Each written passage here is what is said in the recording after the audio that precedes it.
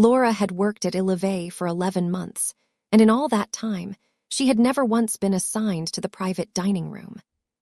The private dining room at Illivet sat behind a set of frosted glass doors at the back of the restaurant, past the main floor where Greenwich, Connecticut's wealthiest residents, ate seared duck and drank glasses of wine that cost more than Laura's weekly grocery budget. The private room was different. It had its own entrance, its own kitchen line, its own security protocol. Guests who ate in the private room didn't make reservations through the restaurant's website. They made phone calls to unlisted numbers, and cars with tinted windows dropped them off at a side entrance that didn't face the street. Laura knew very little about the people who ate in that room. She knew they were rich, she knew they were powerful, and she knew that the servers who worked that room earned tips that could cover a month of rent in a single night. But she also knew those servers were handpicked, experienced, confident, the kind of people who could walk into a room full of dangerous strangers and smile like they belonged there. Laura was not that kind of person. She was 25 years old, soft-spoken, and so shy that she sometimes practiced her server introductions in the bathroom mirror before her shifts. She stuttered when she got nervous, which was often. She avoided eye contact with customers who looked impatient, which was most of them. She was good at her job, technically. She never dropped a plate. She never got an order wrong. But she moved through the restaurant like she was trying to take up as little space as possible, like she was apologizing for existing in a room where people had paid good money to not notice her. So when the head waitress, a sharp woman named Diane who ran the floor like a drill sergeant, walked up to Laura at 6:15 on a Tuesday evening and said the words that would change everything, Laura's first reaction was not excitement. It was panic. "Two servers called out," Diane said, barely looking up from her clipboard. "You're covering the private room tonight. Party of 3. They arrive at 7. Do not speak unless spoken to. Do not make eye contact for longer than 2 seconds. Do not ask them how their day is going. Set the plates down, describe the course, and step back. Clear." Laura opened her mouth. Nothing came out. She nodded. Diane looked at her for the first time, her expression softened by approximately 1 degree. "You'll be fine, just don't mess it up." Laura spent the next 45 minutes in the bathroom trying to stop her hands from shaking. She ran cold water over her wrists. She stared at herself in the mirror. Brown skin, dark eyes, hair pulled back in a low bun, the standard Illivet uniform buttoned to her throat. She looked professional. She looked calm. She looked like someone who had never had a panic attack in a restaurant bathroom, which was a lie, but a useful one. At 7 o'clock, she carried the first tray of appetizers through the frosted glass doors. The private dining room was smaller than she expected. A single long table of dark wood, 12 chairs, but only 3 were occupied. Warm lighting from a low-hanging fixture cast everything in amber. The walls were paneled in something expensive. The air smelled like cedar and old money. 2 men sat on one side of the table. They were Korean, both in dark suits, both with the kind of stillness that comes from training, not relaxation. One was younger, maybe mid-20s, with close-cropped hair and watchful eyes. The other sat at the head of the group, and Laura understood immediately, without anyone telling her, that he was the center of gravity in this room. He was 31, though she wouldn't learn that until later. Sharp jaw, dark eyes that moved slowly and missed nothing. Black hair pushed back off his forehead in a style that was precise without being vain. He wore a dark navy suit, no tie, the top button of his shirt undone. His posture was perfect but not stiff. He looked like a man who had been sitting at tables like this since he was a teenager, like the chair had been built for him and not the other way around. His name was Chan Woo-yoon, but Laura didn't know that yet. She only knew that when she walked into the room. His eyes found her and held her for exactly 1 second before moving on, and in that 1 second she felt like she had been weighed, measured, and filed away. The third man sat across from the 2 Koreans, and he was a different kind of presence entirely. He was older, late 60s, maybe 70. Silver hair swept back from a broad forehead, olive skin, deep lines around his mouth and eyes, the kind carved not by age alone but by decades of making decisions that other men couldn't stomach. His hands were thick, his knuckles scarred. He wore a charcoal suit with no tie and a gold chain around his neck that disappeared beneath his collar. He was speaking Italian into his phone when Laura entered, his voice low and gravelly, the words rolling out of him like smoke. He ended the call without saying goodbye. He set the phone face down on the table. He looked at the tray Laura was carrying. Laura set down the appetizers. Her voice came out barely above a whisper as she described the dishes. Seared hamachi with yuzu vinaigrette, wagyu tartare with quail egg and truffle, burrata with blood orange and basil oil. The older man looked at the plate. He reached out with one thick finger and pushed it 3 inches away from himself. He didn't taste it. He didn't acknowledge Laura. He just looked across the table at the Korean man at the head of the group, and his expression said everything words didn't need to. Laura stepped back against the wall and tried to become invisible. Over the next 20 minutes, she watched the dinner disintegrate. The older man's name, she would learn, was Salvatore Ferrante. He was the head of one of Sicily's oldest and most powerful families. He had flown 14 hours from Palermo to Connecticut, and he was not happy about it. He spoke in a mix of Italian and accented English. His voice never rose above a conversational tone, but every word landed like a stone dropped into still water. Chan-woo addressed him as grandfather. Laura almost dropped a water glass when she heard that. The conversation, what little of it there was, circled around a business proposal. Chan-woo wanted access to the Ferrante family's shipping network in Europe, a partnership that would expand the Yoon syndicate's reach across the Atlantic. The terms were on paper somewhere. Lawyers had been involved, but none of that mattered because Salvatore Ferrante had not come to Connecticut to make a deal. He had come, it became increasingly clear to say no. Laura understood more than she was supposed to, not because she was eavesdropping, but because she couldn't help it. Salvatore spoke Italian the way her grandmother used to. Quick, expressive, layered. Laura's grandmother, Nonna Celeste, had been half Sicilian. She grew up in Savannah, Georgia, but her mother had come from Agrigento, a sun-baked city on Sicily's southern coast, and she brought the language with her like luggage she never unpacked. Laura had grown up hearing Italian in the kitchen, absorbing it the way children absorb everything, through repetition and proximity and the smell of garlic in olive oil. So when Salvatore pushed away the main course, a perfectly prepared rack of lamb with rosemary juice, and said in Italian that the food was dead, Laura understood every word. "There is no soul in this," Salvatore said, his voice carrying the weight of someone who was not just criticizing the food, but the entire situation. "No memory. I haven't had a meal worth remembering since my daughter died, and I certainly won't find one in a restaurant that charges $400 for a plate with no heart." The room went cold. The younger Korean man beside Chan-woo shifted in his seat. Chan-woo's expression didn't change, but Laura saw his jaw tighten, the muscles working beneath the skin like a cable pulled taut. Salvatore pushed back from the table slightly. He looked at his grandson with something that was not anger, exactly. It was something older and heavier. Disappointment, maybe, or grief wearing a mask. Laura stood by the wall. She was supposed to be furniture. Diane had made that clear, but she had heard Salvatore's words, and they did something to her that she couldn't explain. They didn't make her sad. They made her recognize him. She knew that voice. Not his literal voice, but the sound underneath it. The sound of someone who has eaten 1,000 meals since losing the person who made eating feel like home, and none of them tasted right. She knew that sound because she had lived inside it for 8 months, since Nonna Celeste died. Laura did something she had never done before in her professional life. She stepped forward. "Excuse me, sir," her voice trembled. She was looking at the floor.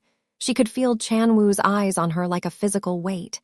"If the kitchen made you something different, something simpler, would you eat it?" The silence that followed was the loudest thing Laura had ever heard. Salvatore looked at her, really looked at her. His eyes, which had been flat and dismissive all evening, sharpened with a different kind of attention.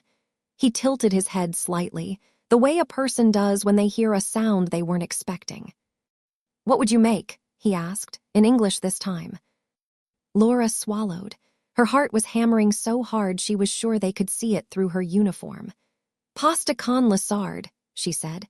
The way my grandmother made it, with the wild fennel and the pine nuts and the raisins. She said her mother taught her in Agrigento before the family came to Georgia. The room didn't breathe. Salvator's face changed.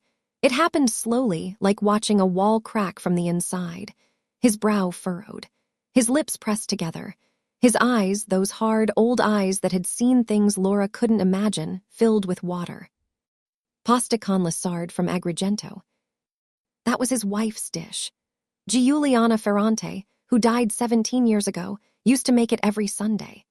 She would go to the market in the morning and buy fresh sardines, and the kitchen would smell like fennel and the sea all afternoon, and Salvator would sit at the table and watch her work because watching Giuliana cook was the closest thing to prayer he had ever known. He hadn't tasted that dish since she died, not once, because no one made it the way she did. He stared at Laura for a long time. The tears didn't fall. They just sat there in his eyes, catching the light. "Cook," he said, one word. Laura froze. She was a waitress. She was not authorized to use the kitchen. Chef Morrow, the head chef, would lose his mind. She could be fired on the spot. But Salvator was waiting, and Chanwoo was watching her with an expression she couldn't read, something between confusion and curiosity. And somewhere behind her ribs, in the place where her grandmother's voice still lived, Laura heard Nana Celeste say what she always said before a big meal. "Go! The food doesn't make itself." Laura nodded. She turned and walked out of the private dining room and into the kitchen. What followed was the most terrifying and the most natural 40 minutes of her life. Chef Morrow was not there. He had stepped out for a cigarette, which he did every night at precisely 8:30. The sous chef, a tired man named Derek, looked at Laura like she had grown a second head when she told him she needed the stove, a pot of boiling water, sardines, fennel, pine nuts, raisins, saffron, and breadcrumbs. "I don't care who asked for it," Derek said. "You're a server." "The guest in the private room asked," Laura said. Her voice shook, but her eyes didn't. "He sent the main course back. He wants this, please." Something in her face must have convinced Derek, or maybe he was just too tired to argue. He stepped aside. Laura cooked. Her hands stopped shaking the moment they touched the cutting board. That was the thing about Laura that no one at Olivet knew, because no one had ever asked. She was shy in every room except a kitchen. In a kitchen, she was someone else. Someone her grandmother had built, one recipe at a time, over 18 years of Sunday mornings and Wednesday dinners and late nights when Laura couldn't sleep, and Nana Celeste would say, "Come, help me make the dough." She cleaned and filleted the sardines with hands that moved from muscle memory. She toasted breadcrumbs in olive oil until they were golden. She blanched wild fennel, chopped it fine, sautéed it with onion and a whisper of saffron. She plumped the raisins in warm water. She toasted pine nuts in a dry pan, watching them carefully because Nana Celeste always said, "Pine nuts go from perfect to burned in the time it takes you to blink." She boiled bucatini, drained it 1 minute early, and finished it in the pan with the sardine sauce, tossing it with the confidence of someone who had done this exact motion 1,000 times. She plated it in a plain white bowl. No garnish, no microgreens, no drizzle of expensive oil in an artistic pattern, just pasta, sardines, fennel, breadcrumbs, pine nuts, golden raisins. Simple, honest, the way Nana Celeste made it. The way Giuliana Ferrante, a woman Laura had never met, made it on Sundays in a kitchen in Agrigento 50 years ago. Laura carried the bowl into the private dining room. The room had been silent while she was gone. Chanwoo and his man had not spoken. Salvator had not moved. The rejected plates of lamb and appetizers sat untouched at the edge of the table. Laura set the bowl in front of Salvator. The smell reached him before his eyes did. Fennel, sea, saffron, toasted bread. His nostrils flared. His hands, which had been resting on the table, curled slightly. He picked up his fork. He looked at the pasta for a long moment, the way a person looks at a photograph of someone they lost. He took a bite. He closed his eyes. His hand came up and covered his mouth. His shoulders shook. Once, then again. Tears rolled down his face, following the deep lines disappearing into the collar of his shirt. He didn't wipe them away. He didn't open his eyes. He just sat there, crying silently, and took another bite. Nobody in the room moved. Nobody spoke. Laura stood against the wall with her hands clasped in front of her apron, which had sauce stains on it now, and she watched this old, powerful, terrifying man eat her grandmother's pasta and weep. And she understood something that she had always known but never had words for. Food is not about flavor. Food is about memory. And she had just handed Salvatore Ferrante a time machine. He ate slowly, every bite deliberate, like he was trying to make it last, like he knew that when the bowl was empty, Giuliana would be gone again. When he finished, he set down his fork. He opened his eyes. The tears were still there, but he wasn't embarrassed by them. Men like Salvatore Ferrante did not get embarrassed. He looked at Chanwu. "This girl," he said in Italian, his voice rough, "has more of Sicily in her hands than you have in your blood." Chanwu didn't flinch, but something moved behind his eyes. Salvatore turned to Laura. "What is your name?" "Laura," she whispered. Salvatore nodded slowly. He pushed back his chair. He stood up, walked around the table, crossed the room, and took both of Laura's hands in his. They were rough hands, his, heavy, warm. He lifted her hands and kissed them, one and then the other. An old Sicilian gesture of deep respect, one that Laura had read about but never seen until now. "Laura," he said, "you brought my wife back to me for 5 minutes. I will not forget this." He held her hands for another moment. Then he released them, turned to Chanwu and said, "We will talk tomorrow about the deal." He paused at the door. "Bring her." Then he was gone. His security followed. The frosted glass doors swung shut. The room was empty, except for Laura and Chanwu. Chanwu was still seated. He was looking at Laura the way someone looks at something they can't categorize, not with admiration, exactly, and not with suspicion, but with the focused attention of a man who has just watched someone rearrange the entire architecture of his evening without raising her voice. "Who are you?" he asked. Laura didn't answer. She picked up the empty bowl, held it against her chest like a shield, and walked out of the room. "Now let me ask you something. If the most powerful man in the room told you to show up tomorrow, and you knew exactly what kind of world he lived in, would you go? Tell me in the comments." Now, let's continue. Laura got home past midnight to the one-bedroom apartment she shared with her younger brother, Emmanuel, in Stamford, Connecticut. The apartment was small enough that you could stand in the kitchen and see every other room. Emmanuel was asleep on the couch with his laptop open on his chest. A video paused on the screen showing something about cryptocurrency that Laura didn't understand and didn't want to. She closed the laptop gently, pulled the throw blanket up over his shoulders, and sat down at the kitchen table in the dark. Emmanuel was 20 years old. He was supposed to be enrolled at the University of Connecticut, studying computer science, building a future, doing the things Laura had sacrificed everything to make possible. But 6 months ago, he dropped out, just stopped going. He didn't tell Laura for 2 full months. She found out when a letter came from the registrar's office, and when she confronted him, he shrugged and said school wasn't for him. They had the worst fight of their lives that night, the kind where people say true things they can't take back, and they hadn't fully recovered from it since. Laura's phone buzzed on the table. A text from Diane, the head waitress. "Chef Morrow found out about the kitchen. He's furious. Meeting with management tomorrow at 9 a.m. This doesn't look good, Laura." Laura set the phone down and stared at the ceiling. She could lose her job, the one job that paid enough to cover rent, Emmanuel's medical debt from a car accident last year that left him with a fractured collarbone and a hospital bill that insurance barely touched, and the payment plan on her grandmother's funeral. Nana Celeste had died 8 months ago in this apartment, in the bed that Laura now slept in, and the funeral had cost $4,000 that Laura didn't have. She was still paying it off at $112 a month. Laura was tired, not the kind of tired that sleep fixes, the kind that lives in your bones and whispers things like, "This is all your life is ever going to be." She looked at Emmanuel sleeping on the couch. He looked young when he slept.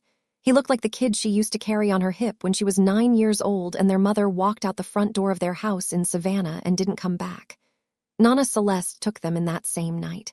She made them hot chocolate and let them sleep in her bed, and she said, "I've got you now, both of you, and I'm not going anywhere." She kept that promise for 16 years.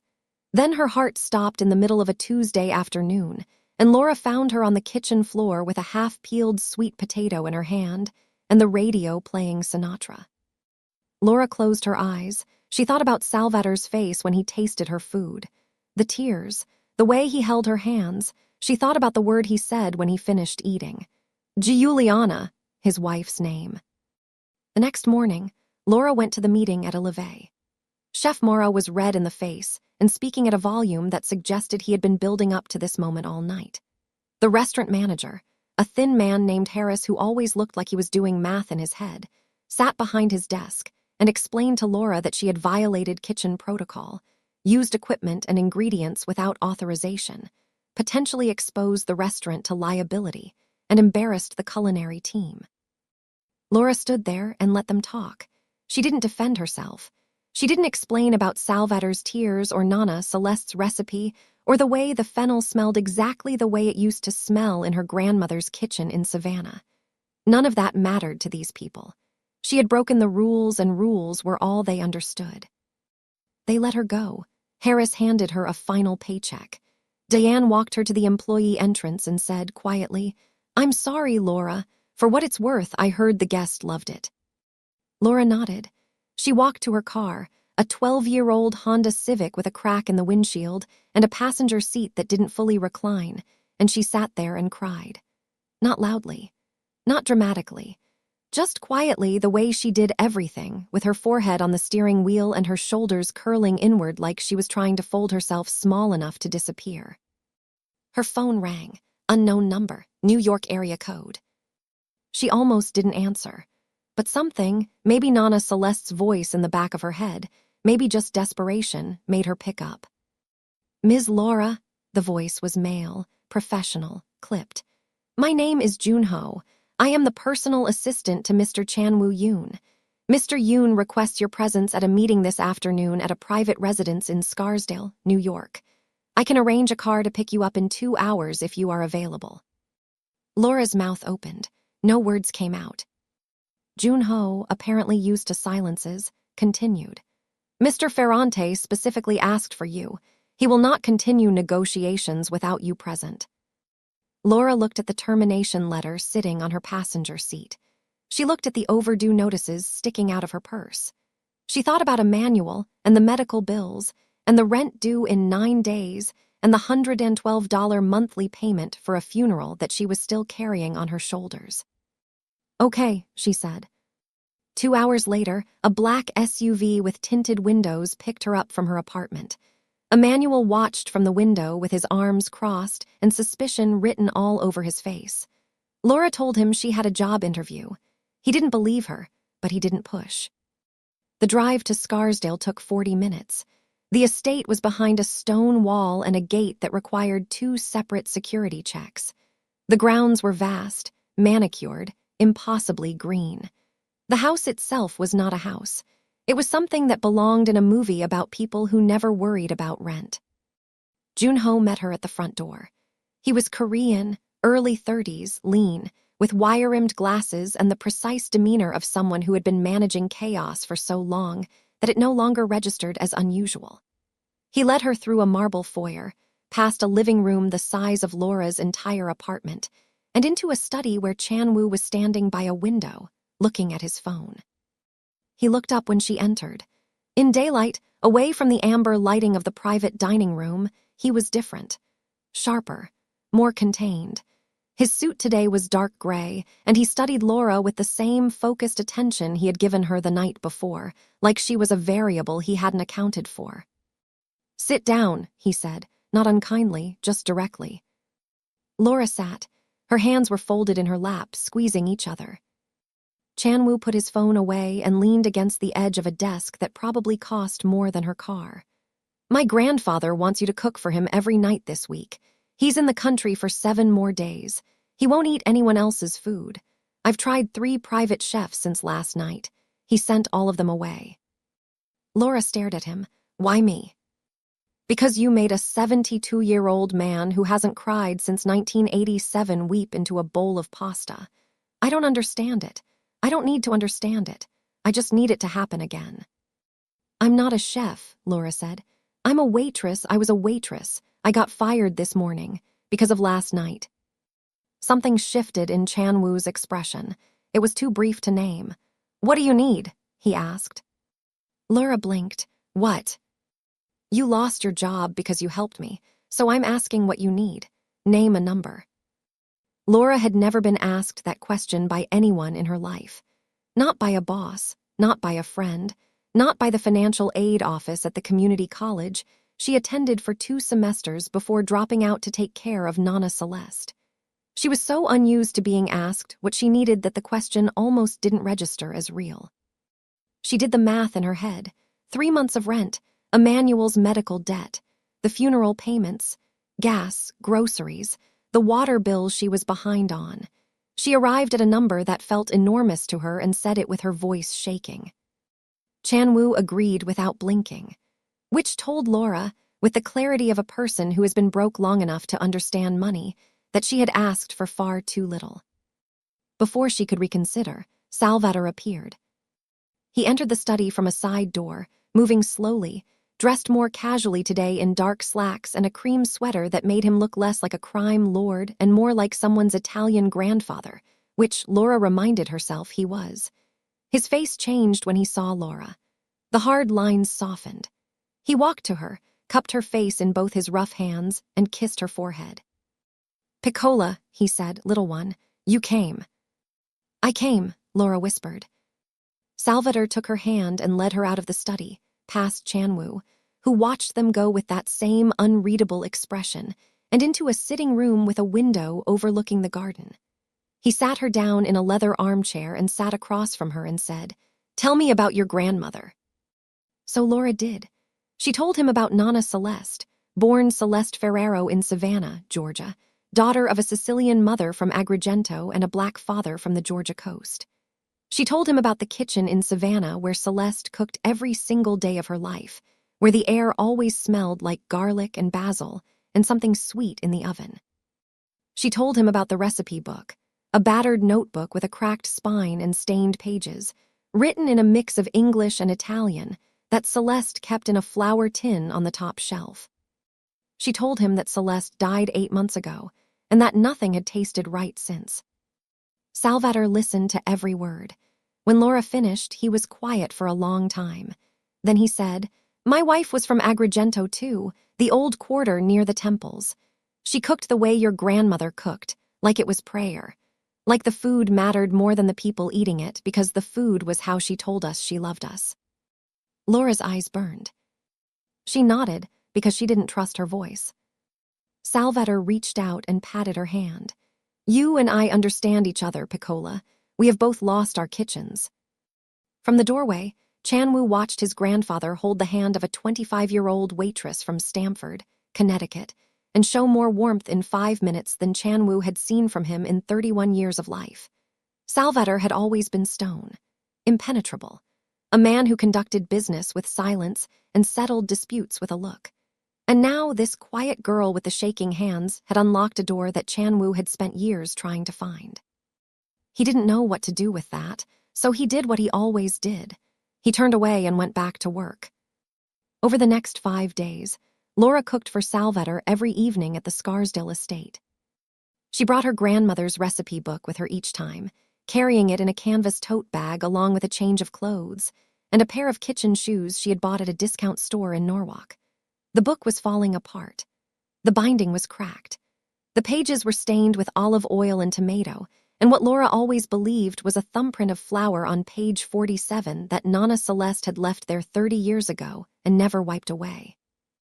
Each night, Laura made a different dish, and each dish unlocked something in Salvador that no one in his life had been able to reach. The first night after their initial meeting, she made pasta alla norma, with fried eggplant and ricotta salata, and Salvador told her about the first time Giuliana cooked for him, in her parents' kitchen in Agrigento, when they were both 17 and Giuliana was so nervous she burned the garlic and Salvador ate the entire plate without mentioning it. The second night, Laura made caponata, the sweet and sour eggplant dish that is the soul of Sicilian home cooking, and Salvatore talked about their wedding, how Giuliana insisted on cooking the caponata herself even though they had hired a caterer, because she said no stranger was going to feed her family on the most important day of her life. The third night, she made arancini, the fried rice balls stuffed with ragu and mozzarella that are sold on every street corner in Palermo. Salvatore took one bite and set it down and closed his eyes and said, "The filling. How did you do the filling? This is exactly how Giuliana made it. Exactly." Laura told him about Nonna Celeste's notes in the recipe book, how she specified a particular ratio of meat to tomato to peas that was different from every other recipe Laura had ever seen. Salvatore asked to see the page. Laura showed him. He ran his finger over the handwriting and didn't speak for a long time. The fourth night was involtini di pes spada, swordfish rolls stuffed with breadcrumbs and pine nuts and lemon zest, and Salvatore told Laura the story she had been waiting to hear without knowing she was waiting. He told her about his daughter. Her name was Hana. She was born in Palermo, but she met a Korean man named Yoon Jun-ho when she was studying art history in New York at 22. Jun-ho was from a powerful family, powerful in ways that Salvatore understood because his own family operated in similar shadows. They married. They had a son, Chan-woo. Salvatore had disapproved of the marriage, not because Jun-ho was Korean, but because Jun-ho was ambitious in a way that consumed everything around him, and Salvatore saw his daughter being absorbed into a world that would never let her be herself. He was right. Hana gave up her studies. She moved to a compound in New Jersey. She raised Chan-woo inside a world of bodyguards and business deals and silence. She never went back to Sicily. Hana died 4 years ago, heart failure. She was 51. Chan-woo was at her bedside when it happened. Salvatore was not. He had been in Sicily, dealing with a territorial dispute that he told himself couldn't wait. He got the call at 3 in the morning. By the time his plane landed in New York, his daughter had been dead for 6 hours. He told Laura this with dry eyes. The tears had come and gone for Hana a long time ago. What was left was something worse than tears. A guilt so heavy it had calcified into something permanent, something he carried in his chest like a second heart, beating out of rhythm with the first.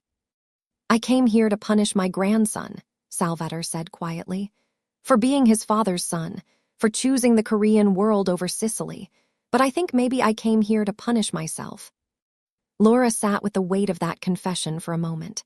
Then she said, quietly, without overthinking it, "My grandmother used to say that guilt is just love with nowhere to go." Salvatore stared at her. The room was very still. Then he nodded slowly, like a man recognizing a truth he had been walking past for years without seeing. During all of these evenings, Chan-woo was nearby but never part of the conversation. He sat at the far end of the dining room with his phone or his laptop, speaking in low Korean to his men, reviewing documents, handling the machinery of his empire. But Laura noticed something. Every time Salvatore started talking about Giuliana or Hana, Chan-woo stopped what he was doing. His hands would go still. His eyes would stay on his screen, but they wouldn't move. He was listening to stories about his grandmother that he had never heard. He was learning things about his mother that no one had ever told him. Laura was becoming a bridge between them, and she didn't even realize it. She and Chan-woo started having brief conversations at the end of each night. He walked her to the car every evening. The first night he said nothing, just opened the door and stepped back. The second night he said, "Thank you." 2 words, delivered like a receipt. The third night he asked where she learned to cook. Laura told him about Nonna Celeste, about Savannah, about her mother leaving, about raising Emmanuel. She talked more than she usually did. Then she got embarrassed and went quiet. Chan-woo didn't push. He just opened the car door and said, "Good night."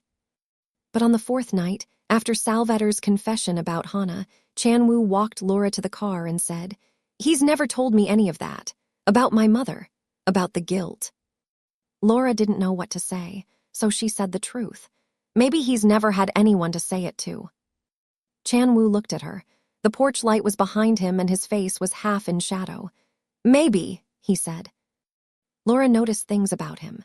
Small things. The kitchen was always stocked with whatever ingredients she needed before she arrived. even the obscure ones, wild fennel, botarga, specific brands of semolina flour, which meant someone had read her grandmother's recipes and placed orders in advance.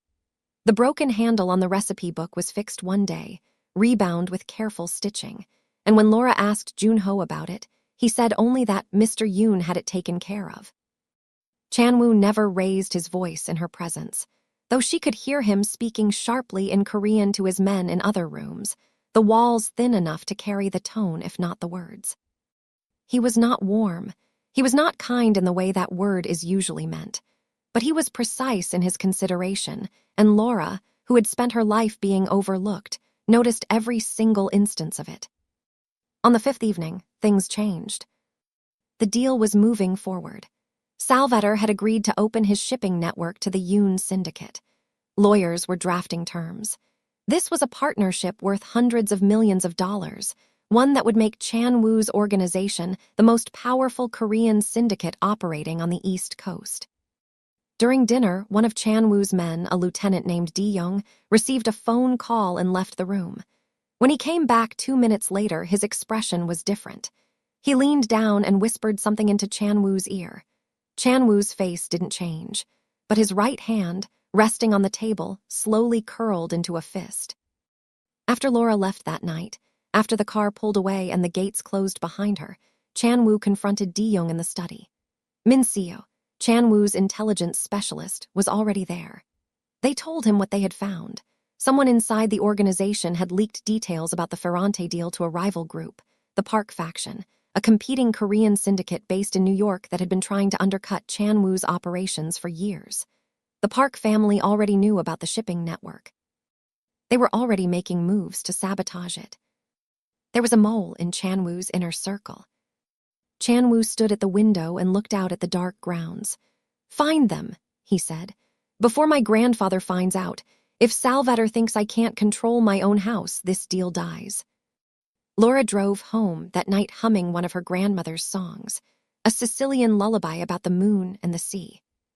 She didn't know that the world she had walked into was about to crack open, and she was standing right on the fault line. Everything broke on the 6th day. Laura arrived at the Scarsdale estate at 5 in the afternoon, and the atmosphere was different. There were more cars in the driveway, more men in dark suits standing at doorways. The easy warmth that had settled over the house during the past week was gone, replaced by something tight and watchful. Junho met her at the door and told her that tonight's dinner would be at a different location, a private space in Manhattan that Salvator preferred. Laura was driven into the city in one of Chanwoo's armored SUVs, sitting in the back seat alone, watching the Connecticut countryside give way to the crowded skyline of New York. The dinner location was a restored brownstone on the Upper East Side.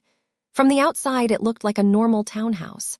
Inside, it had been converted into a private dining club, no signage, no public access, armed security at every entrance and exit.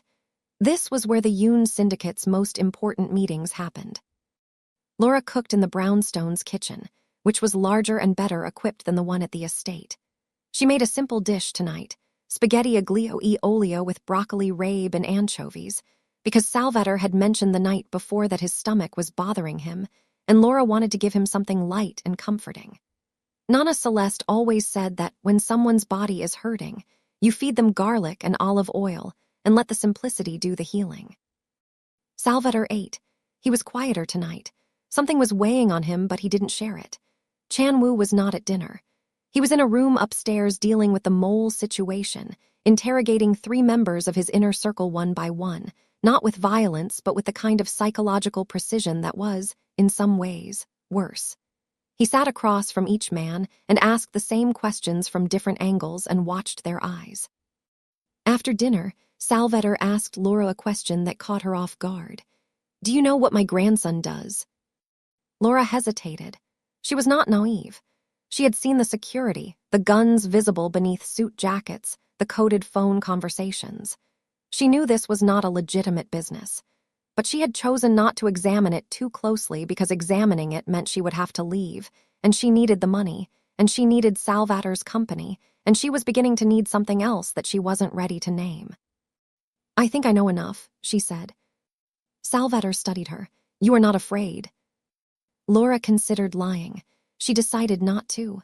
"I'm afraid of a lot of things, sir, but not of people who eat my food and cry.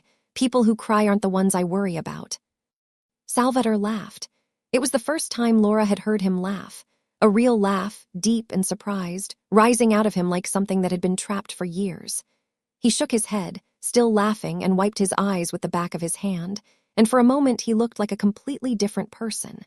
Not a crime lord, not a grieving husband, just an old man who heard something funny and couldn't help himself. After dinner, Laura stepped outside the brownstone to get some air.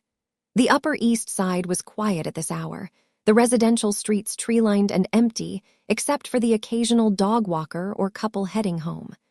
Laura stood on the sidewalk and took a deep breath and felt, for the first time in a long time, something close to peace. A black sedan pulled up to the curb. Two men got out. They were Korean, both in dark clothes, both with the flat, professional expressions of people who did difficult things for a living. They were not Chan-woo's men. Laura knew that immediately because Chan-woo's men never approached her without Jun-ho present. One of the men stepped forward. "You're the cook," he said, not a question. "The one Salvatore Ferrante won't eat without." Laura's peace evaporated. She took a step backward. The brownstone door was 10 feet behind her. She could scream. She could run. The man held out a phone. On the screen was a photograph. Laura looked at it and her entire body went cold. It was Emmanuel, her brother. He was sitting in the back seat of a car, his face bruised, duct tape wrapped around his wrists. His eyes were wide and glassy with fear. "The Park family sends their regards," the man said. His voice was calm, conversational, like he was giving directions to a restaurant. "We know about the Ferrante deal. We know Salvatore trusts you. Here's what's going to happen. Tomorrow night you're going to put something in the old man's food. Not poison, just something to make him sick. Sick enough to need a hospital. Sick enough to delay the deal by a month. That's all we need." Laura couldn't breathe. The air was there, but her lungs wouldn't take it in. "Your brother stays alive as long as you cooperate. Don't tell Yoon. Don't tell anyone. We'll know if you do." He paused. "We have people inside that house, Ms. Laura. Don't test us." He took the phone back. Both men got in the sedan and drove away. The street was quiet again. A dog barked somewhere. A taxi honked on the avenue. Laura stood on the sidewalk and shook so violently that she dropped her own phone. She picked it up with numb fingers and looked at the screen, and the photo of Emmanuel was burned into her vision even though the phone was gone. His bruised face, the duct tape, his eyes. She went back inside. Chan-woo was coming down the stairs, his sleeves rolled up, his expression the controlled blankness of someone who had just spent 3 hours doing something unpleasant. He looked at Laura and stopped. "What happened?" he said immediately. Laura looked at him. Every instinct she had, every survival mechanism built by 25 years of being quiet, being small, being the person who didn't cause trouble, told her to lie. "Nothing," she said, "just tired." Chan-woo watched her for a long moment. He didn't believe her. She could see it in his eyes, but he let it go. For now. Laura rode home in the back of the SUV with her hands clenched in her lap. The apartment was dark when she got there. Emmanuel wasn't home. His phone went straight to voicemail. She called 5 times, voicemail every time. She sat on the kitchen floor with her back against the refrigerator and held her grandmother's recipe book in her lap. On the last page, in Nana Celeste's handwriting, faded but still legible, was a note that Laura had read 100 times. "When you are lost, cook. The kitchen will always tell you the truth." But this time, the kitchen couldn't save her. She had until tomorrow night to decide. Betray the old man who held her hands and wept into her pasta, or lose the only family she had left. Laura spent the next morning looking for Emmanuel. She called every person he knew. His friend Deshawn in Bridgeport hadn't seen him. His ex-girlfriend Keisha in Norwalk hadn't heard from him in 2 weeks. She drove to the barber shop he liked on State Street, and the basketball court behind the community center, and the diner near the UConn-Stamford campus, where he used to study when he was still enrolled. Nobody had seen him since yesterday afternoon. At 2 in the afternoon, her phone buzzed. Unknown number. A 15-second video. Emmanuel sitting on a metal chair in a dim room. He looked exhausted but not injured beyond the bruising she had already seen. He looked into the camera and said, "Laura, just do what they say. Please, just do it." The video cut to black. Laura pulled over on the side of I-95 and threw up on the shoulder of the highway. She sat in the car for 20 minutes. Then she drove to a pharmacy. She walked up and down the aisles until she found what she was looking for, a bottle of ipecac syrup. It was an emetic. It would induce violent vomiting within 30 minutes of ingestion. It would not kill Salvatore. It would make him sick enough to need a hospital, sick enough to delay the deal. That was what the Park family wanted. That was the price of Emmanuel's life. She put the bottle in her purse. She drove to the Scarsdale estate. The house was busier than she had ever seen it. Tonight was the night, the final dinner. Salvatore was scheduled to sign the partnership agreement with Chan Woo after the meal. Lawyers from both families were present. Chan Woo's senior lieutenants were there.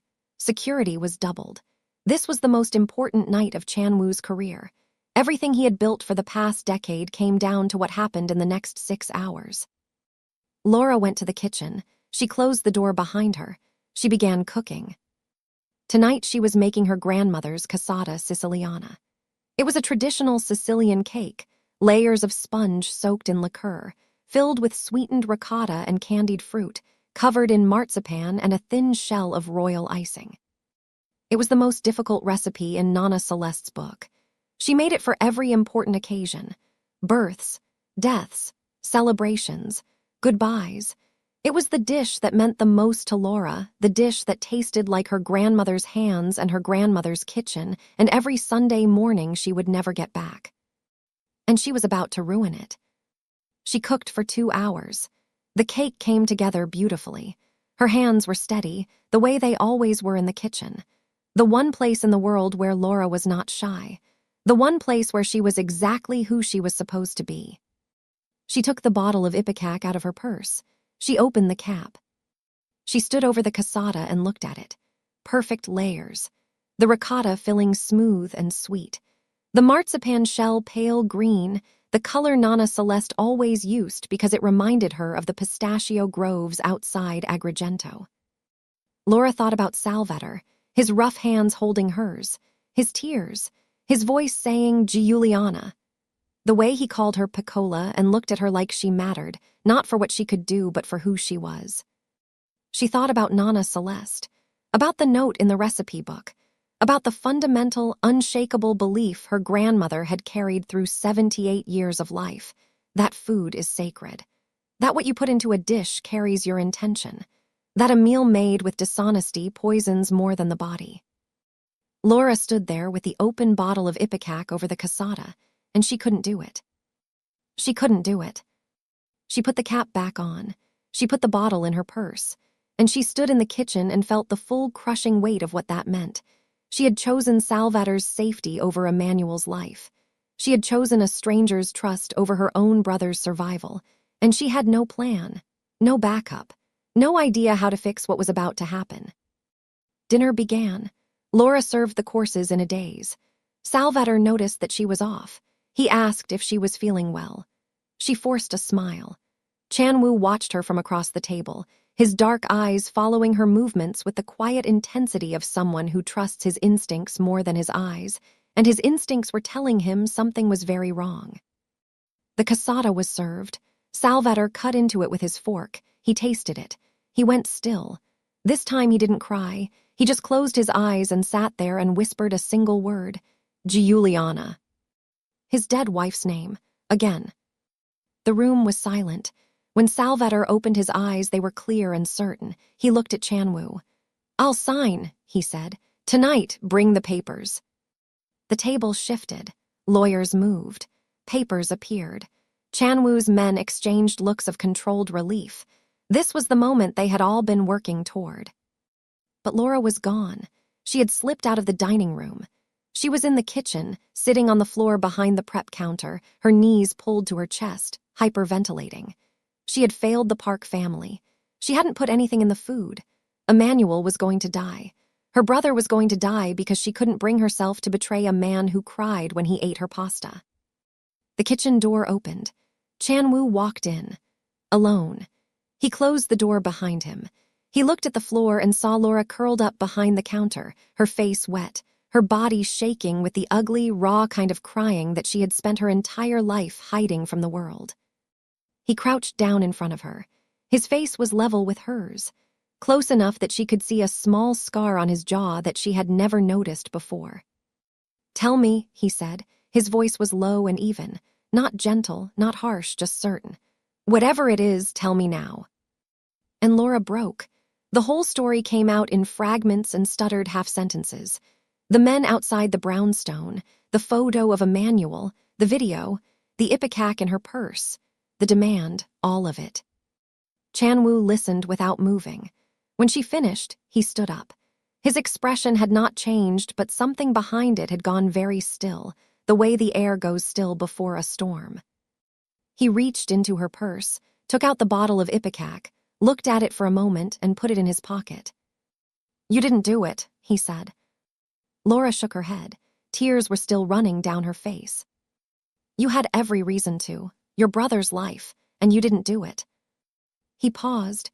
The kitchen was quiet, the hum of the refrigerator, the distant sound of lawyers shuffling papers in the dining room.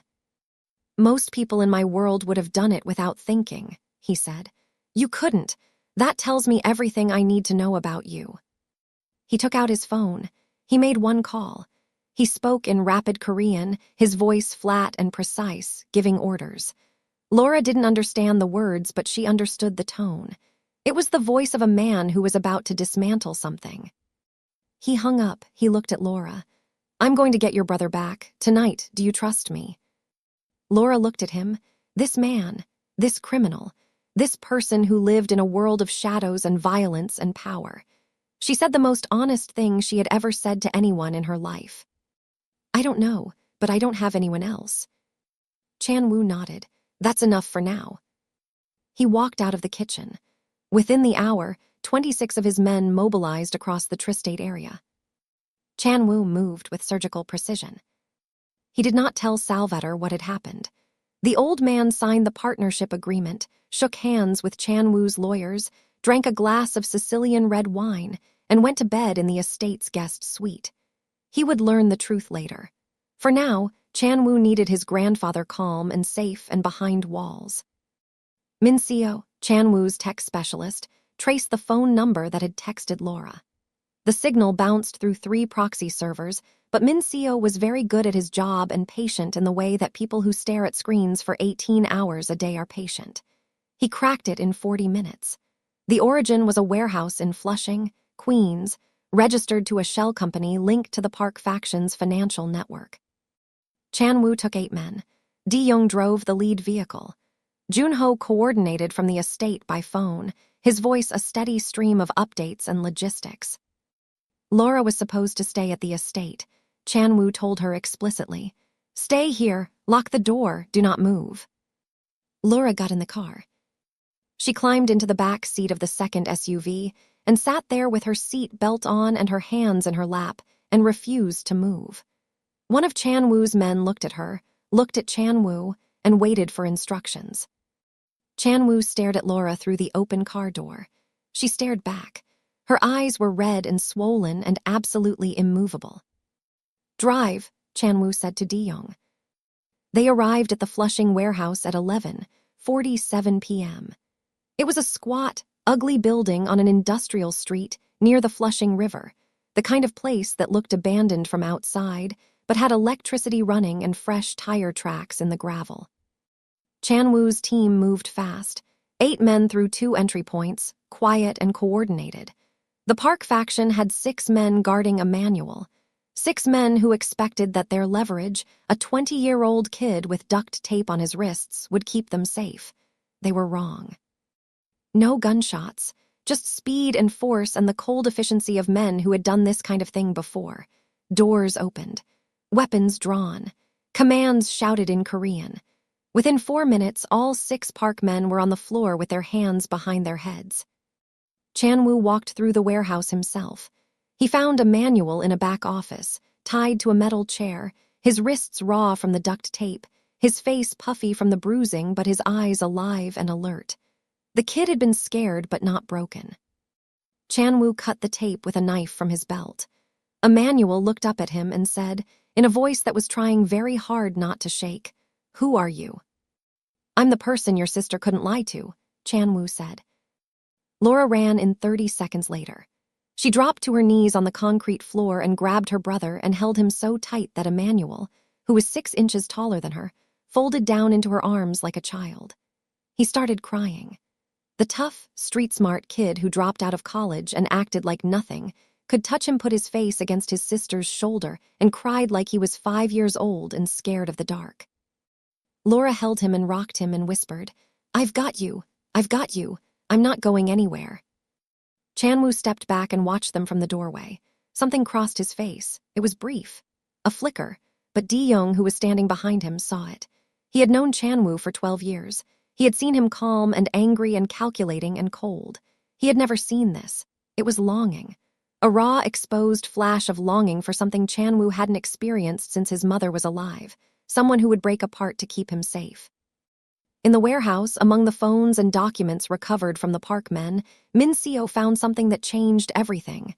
Text messages. Communications between the park faction and someone inside Chan-woo's organization. Not coded, not encrypted, plain text. Careless, arrogant. Min-seo showed them to Chan-woo on a tablet in the car on the way back to Scarsdale. Chan-woo read them. He scrolled through 5 months of messages, meeting locations, shipment schedules, the timeline of the Ferrante negotiations. All of it leaked steadily and systematically to the Park family. The mole was Di-young. Chan-woo read the messages twice. He locked the tablet. He looked at the back of Di-young's head in the driver's seat. Di-young was humming something under his breath, a Korean folk song, the way he always did when he drove at night.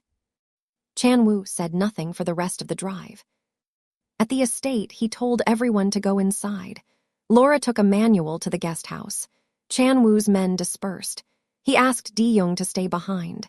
They stood in the driveway under the floodlights, just the two of them, and Chan-woo held up the tablet. Di-young looked at the screen. His face went white. Laura, walking Emmanuel across the grounds, looked back and saw them. 2 men standing in a pool of light, one holding a tablet, the other looking at it like it was his own obituary. She took Emmanuel inside and closed the door. Later, Junho told her what happened. Di-young had not betrayed Chan-woo for money. The Park family had his younger sister in Seoul. She owed them a debt she could never repay, and they told Di-young that if he didn't feed them information, she would disappear. So he did it, for 5 months. Hatting himself every day, but doing it because when it comes to family, people will burn down their own lives to keep the people they love safe. Chan-woo gave Di-young a choice: full confession and exile from the organization, or the old way. Di-young confessed. He told Chan-woo everything, the whole story about his sister and the debt and the threats. He begged. Chan-woo made a phone call to Seoul. Within 48 hours, Di-young's sister was extracted from the Park family's reach and relocated to a safe place. Di-young was stripped of his rank, removed from the organization, and sent away. Not harmed, not punished with violence, just gone. When Laura heard this, she understood something about Chan-woo that most people in his world would never see. He was not kind. He was not soft. But he was precise about his cruelty and even more precise about his mercy. He punished betrayal, but he would not destroy a man for protecting his family, because protecting family was the one thing Chan-woo understood above everything else. It was late, past 2 in the morning. Emmanuel was asleep in the guest room. Laura was sitting on the edge of the bed watching him breathe, counting each breath the way she used to when he was a baby, and she was 9 years old and responsible for a life she barely understood. A knock on the door, quiet, 2 taps. Laura opened it. Chan-woo stood in the hallway. He looked exhausted. There was blood on his knuckles from the warehouse, dried now, dark against his skin. His face was calm. He held out her grandmother's recipe book. It had fallen from her bag during the chaos. "You dropped this," he said. Laura took it.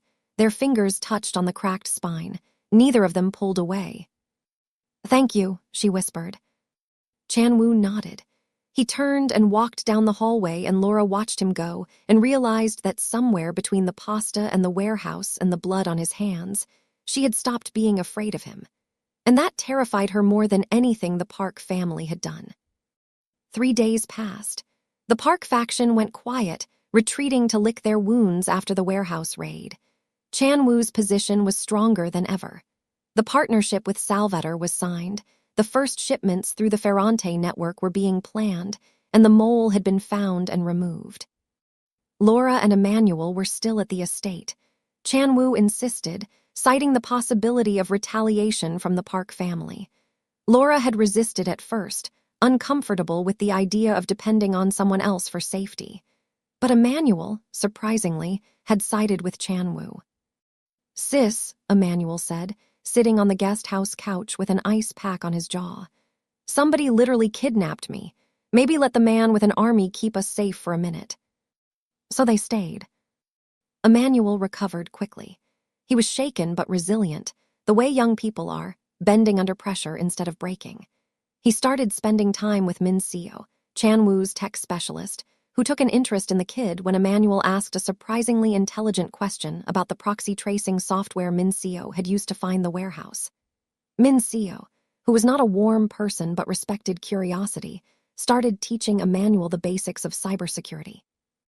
Emmanuel absorbed it like a sponge. He was the kind of smart that traditional classrooms never knew what to do with. He got bored sitting in lectures. He needed his hands on a problem, needed to pull something apart and see how it worked. Min Seo gave him that, and for the first time since dropping out of UConn, Emmanuel looked like someone who had found a direction. Laura watched this happen from the kitchen window one afternoon. Emmanuel and Min Seo hunched over a laptop on the patio, Emmanuel pointing at something on the screen while Min Seo nodded, and she felt something she hadn't felt in a long time. Hope. Not the desperate kind that keeps you going when everything is falling apart. The quiet kind. The kind that settles in your chest and stays. Without the crisis, without the adrenaline, Laura and Chan-woo were left with the harder thing, each other. Chan-woo was not good at this. He was built for strategy, negotiation, control. He spoke in short sentences. He answered questions with questions. He didn't volunteer information about himself, and he didn't ask for information from others unless it served a purpose. Emotional conversations were foreign territory, and he moved through them the way a person moves through a room with no lights on, slowly, with his hands out, bumping into things. But Laura was quiet too, and that turned out to be the thing that made it work. She didn't need him to talk. She didn't need him to perform warmth or charm or vulnerability on command. She just needed him to be in the room. They developed a rhythm. She cooked. He sat at the kitchen island and worked on his laptop. Sometimes he asked her about an ingredient and she explained it. Sometimes she asked him how to say a word in Korean and he taught her, correcting her pronunciation with a patience he showed nowhere else in his life. Small moments. Nothing that would look like anything to an outsider. But Laura had spent 25 years learning to read the spaces between words, and in those spaces, she found Chan-woo. One night, after Salvator had gone to bed, Laura was in the kitchen making a late snack. Just toast with fig jam. She made one for Chan-woo without asking and set it on the counter in front of him. He ate it standing up quickly, the way someone eats who learned a long time ago that meals can be interrupted without warning. "When did your mom die?" Laura asked. And then she covered her mouth with her hand because she hadn't meant to say it out loud. Chan-woo didn't react. He finished chewing. He set the toast down. 4 years ago, March, Columbia Presbyterian in Manhattan, heart failure, she was 51. "I'm sorry," Laura said. "She would have liked you," Chan-woo said. Then, after a pause, "She would have liked anyone who could make my grandfather laugh." It wasn't a love confession. It wasn't romantic. But it was the most personal thing Chan-woo had said to anyone since his mother's funeral, and Laura felt the weight of it settle between them like something physical. The next morning, Salvator asked Laura to walk with him in the garden. He was slower today. He leaned on her arm as they moved along the gravel path between hedges that someone was paid a great deal of money to keep perfectly trimmed. The spring air smelled like cut grass and the magnolia tree near the east wall. Salvator told her he was sick, prostate cancer. Diagnosed 18 months ago, he had declined treatment. The doctors in Palermo gave him 6 months, maybe 9. He told Laura before he told Chanwoo because, he said, "I cannot look at my grandson's face when I tell him he is about to lose me too. Not yet." Laura stopped walking. She turned to face him. Her eyes were filling with tears. "You have to tell him," she said. "He deserves to know." "I will," Salvatore said. "When the time is right, but not today." He patted her hand. "Today I want to smell the magnolia and eat your cooking and pretend I am not dying. Can you give me that?" Laura nodded. She couldn't speak. He said one more thing as they walked back toward the house, something that Laura didn't fully understand at the time but would remember later when everything clicked into place. "When I go," he said, "my family will need a new center. My daughter is gone. My grandson is strong, but he is alone. The Ferrante family will not follow a man who has no one beside him. Do you understand what I'm saying, Piccola?" Laura wasn't sure she did, but she would. That evening, Chanwoo received intelligence that changed the landscape again. The Park faction wasn't just retreating. They were regrouping. And they had reached out to a much larger organization, a Russian syndicate based in Brighton Beach, Brooklyn, to form an alliance against the Unferrante partnership. The argument was simple. The Unferrante deal created a monopoly that threatened every other operation on the East Coast. The Park family was building a coalition. Chanwoo called Junho into his office and gave 2 orders: double Salvatore's security, and keep Laura and Emmanuel inside the estate. No exceptions. The storm wasn't over. It was just getting started. The Park-Russian alliance hit first, and they didn't use bullets. They used paperwork. Someone inside federal law enforcement, a connection the Park faction had cultivated for years, leaked sealed indictments to the media. The indictments targeted the Yun Syndicate's legitimate business fronts: a chain of high-end restaurants in Connecticut and New York, 2 import-export firms registered in Delaware, and a real estate development company in Stamford. Within 24 hours, the FBI opened a formal investigation. Assets were frozen. Bank accounts were locked. Chanwoo's legal teams scrambled to respond, but the damage was already spreading. This was calculated. The Park faction knew that Salvatore Ferrante, a man who had survived 60 years in organized crime by never leaving fingerprints, would not keep his name attached to a partner under federal scrutiny. If Salvatore pulled out, the shipping network closed, and Chanwoo lost everything. Salvatore called a meeting with his own lawyers. He sat across from Chanwoo in the study and said, in a voice that was calm but carried no warmth, "I cannot have the Ferrante name in American newspapers next to the word indictment. Fix this. You have 72 hours." Chanwoo had 72 hours to save his empire. Laura watched him deteriorate over the next 2 days. He stopped eating. He stopped sleeping. She could hear him packing the halls at 3 in the morning, his footsteps slow and even the sound of a man walking through a problem he couldn't solve by walking. He snapped at Junho, which he never did, and apologized immediately, which he also never did. The control that defined him was cracking at the edges. Laura brought him food. He didn't touch it. She left it on his desk and came back an hour later and it was still there, cold. On the second night, she did something she never would have done a month ago. She walked into his office without knocking.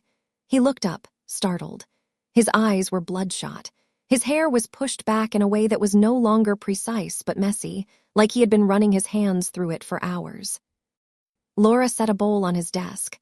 Kongnamulguk, Korean soybean sprout soup. She had found the recipe online and adjusted it based on what Junho told her Chanwoo's mother used to make. It wasn't perfect. She knew that. But it was warm and it was made with intention and it was there. "Eat," she said, one word, no stutter. Chanwoo looked at the soup. He looked at Laura. Something in his expression shifted, not softened exactly, but opened like a window cracked an inch. He picked up the spoon and ate. While he ate, Laura sat in the chair across from his desk and said, "Tell me what's happening. All of it. I'm already in this. I was in it the moment I walked into that kitchen." So he told her. The Park faction, the Russian alliance, the sealed indictments, the frozen assets, the 72-hour deadline, all of it, laid out in the flat, precise language of a man who had been carrying it alone and was exhausted by the weight. Laura listened. She asked questions, small ones, clarifying ones, and then she asked a question that nobody in Chan-woo's entire organization had thought to ask. "The sealed indictments," she said. "Who leaked them? That's a federal crime, right? Leaking sealed documents to the press." Chan-woo stopped eating. Laura continued, her voice quiet but steady. "If someone inside the FBI gave sealed indictments to a criminal organization, that's a bigger story than whatever they're investigating. If you can prove who leaked them and how, the whole investigation falls apart. The story stops being about you and starts being about them." The room was silent for a long time. Chan-woo set down his spoon. He looked at Laura the way he had looked at her that first night in the private dining room, like she had rearranged something fundamental without raising her voice. He picked up his phone and called Min Seo. Min Seo, with Emmanuel's help, traced the leak. Emmanuel had discovered something during his cybersecurity lessons that he didn't realize was significant until Min Seo pointed it out. A pattern in the metadata of the leaked documents that pointed to a specific FBI field office in Lower Manhattan. Min Seo followed the trail. Encrypted emails between the FBI agent and a lawyer connected to the Park family. Phone records. Meeting logs.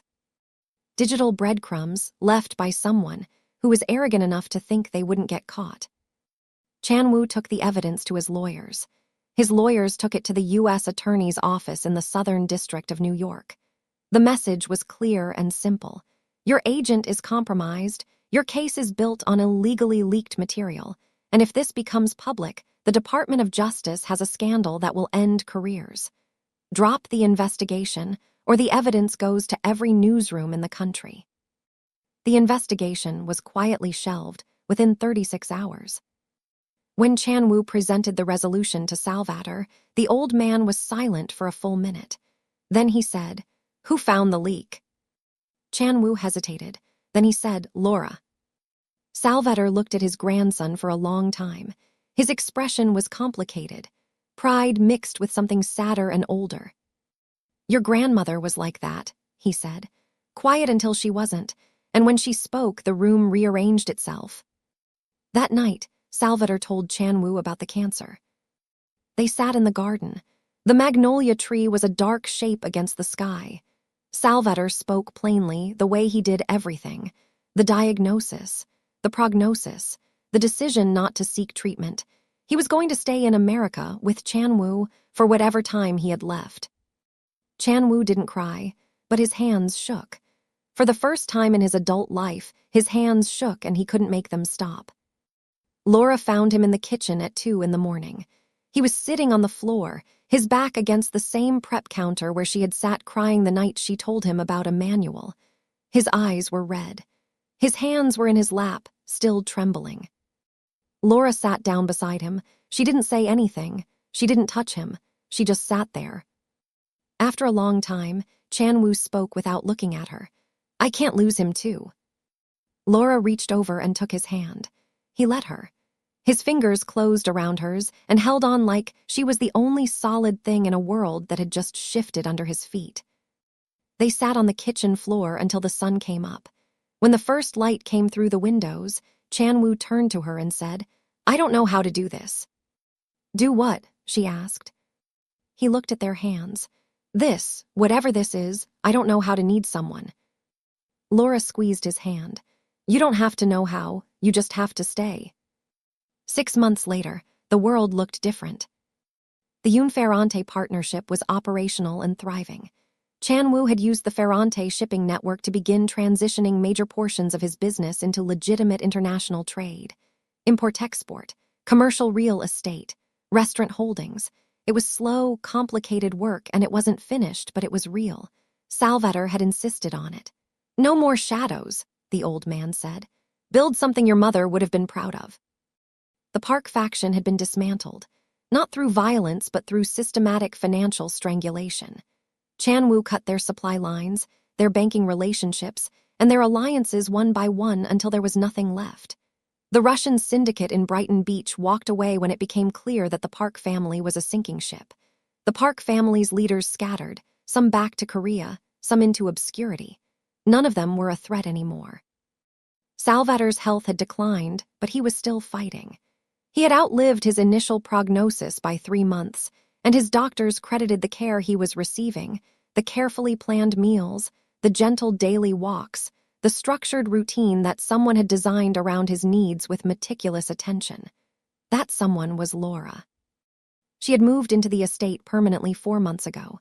She managed Salvador's diet with the focus of someone who understood that food was not just nutrition, but medicine, comfort, and love delivered on a plate. She researched anti-inflammatory Mediterranean diets. She consulted with his oncologist. She made every meal with the same care she had put into that first bowl of pasta con lasard, the dish that started everything. Emmanuel was enrolled in a cybersecurity certification program in New Rochelle, funded by Chanwoo, who had told Emmanuel plainly, "You're smart enough to be useful. Don't waste it." Emmanuel had an apartment near campus. He called Laura every night.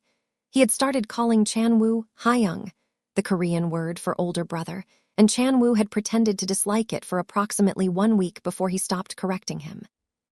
Laura and Chanwoo were together. It was not a fairy tale. Chanwoo was still difficult. He still worked too many hours. He still disappeared into silence for stretches that would have driven a different person crazy. Laura still struggled with anxiety. She still stuttered when she met new people. She still had mornings where the shyness felt like a wall she had built around herself brick by brick and couldn't find the door. But they worked. They worked because Laura made Chanwoo slow down and Chanwoo made Laura speak up. They worked because she taught him how to grieve out loud and he taught her that strength didn't mean making yourself small and invisible.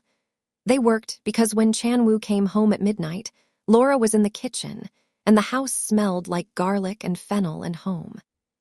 Salvador announced he wanted one last dinner, a real one, not business, not strategy, family. Laura spent the entire day cooking. She made everything. Nana Celeste's pasta con lasard, the dish that started it all. Giuliana Ferrante's arancini, recreated from Salvador's memories until every bite was right. Chanwoo's mother's tteokbokki, which Laura had mastered after calling Chanwoo's aunt in Busan and spending an hour on the phone learning the family recipe in broken English and worse Korean.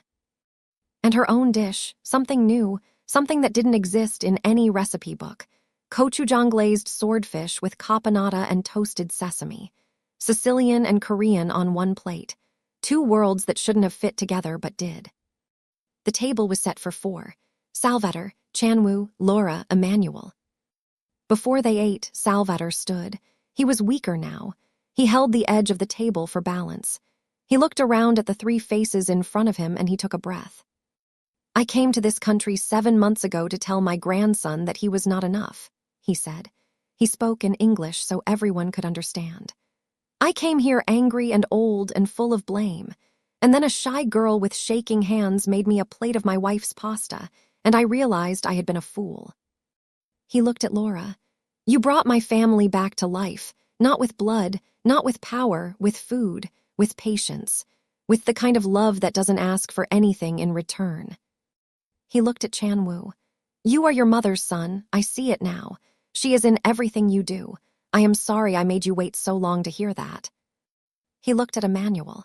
"And you, young man, eat more, you're too skinny." Emmanuel laughed. Laura laughed. Even Chanwoo's mouth twitched in a way that anyone else would have missed, but Laura caught and held onto like a gift. Salvador sat down. He picked up his fork. He took a bite of the pasta con lasard. He closed his eyes. "Giuliana," he whispered.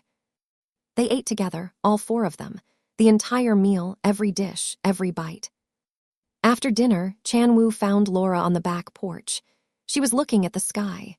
The stars were out, faint behind the suburban light pollution, but there if you looked for them. "I have something for you," he said. He handed her a leather folder. Inside were incorporation papers for a restaurant, her restaurant, located in a restored brick building on Greenwich Avenue in Greenwich, Connecticut. The name printed on the documents was Celeste's. Laura stared at the papers. She read the name 3 times. She looked up at Chanwoo. "You didn't have to do this," she whispered. "I know," he said, "but you spent your whole life feeding everyone else. Someone should build you a table of your own." Laura cried. She didn't hide it. She didn't turn away or wipe her eyes or pretend she was fine. She stood there on the porch and let him see her, all of her, the shy girl and the strong woman and the grief and the joy and the love she had been carrying with nowhere to put it. Chan-woo pulled her close. He held her. He pressed his lips to her forehead and said, in Korean, "Saranghi. I love you." Laura pulled back and looked at him. She said it back. Her pronunciation was terrible. Chan-woo smiled. A real smile. Not the almost smile she had been collecting and saving like rare coins.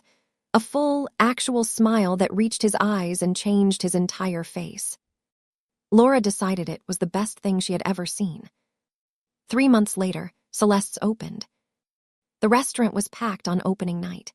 Greenwich's residents filled the dining room, drawn by word of mouth, and a write-up in the local paper that described the menu as Sicilian soul food with a story behind every dish. Chan-woo's legitimate business associates were there. Emmanuel worked the front of house in a new suit, greeting guests with a confidence that Laura barely recognized. Junho managed the reservation system with military efficiency. Min-si sat at the bar eating arancini and pretending he wasn't enjoying himself. And Salvador was there, in a wheelchair now but dressed in his best suit, sitting at the corner table with a glass of Sicilian red wine. He had a cloth napkin tucked into his collar and the proudest expression Laura had ever seen on a human face. Every person who walked past his table, he stopped them. "My granddaughter-in-law's restaurant," he said, even though Laura and Chan-woo weren't married yet, though the way Salvador said it made it sound like it was already decided and the universe just hadn't caught up.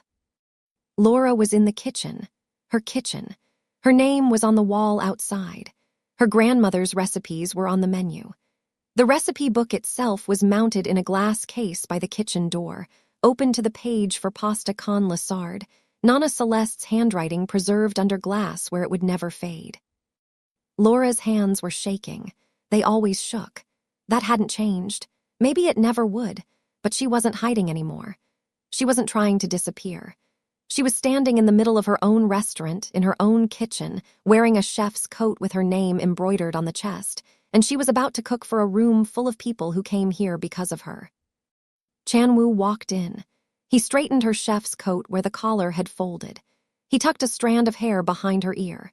His touch was gentle in the way that always surprised her, this man who carried violence in his history and tenderness in his hands. "Ready?" he asked. Laura looked at the glass case on the wall. She looked at Nana Celeste's handwriting. She could almost hear her grandmother's voice, the one that lived in her chest and would never leave. "Go! The food doesn't make itself." She looked at Chan-woo. She took a breath. "Ready," she said. No stutter, no whisper. She walked out of the kitchen and into the dining room, and for the first time in her life, Laura was not invisible.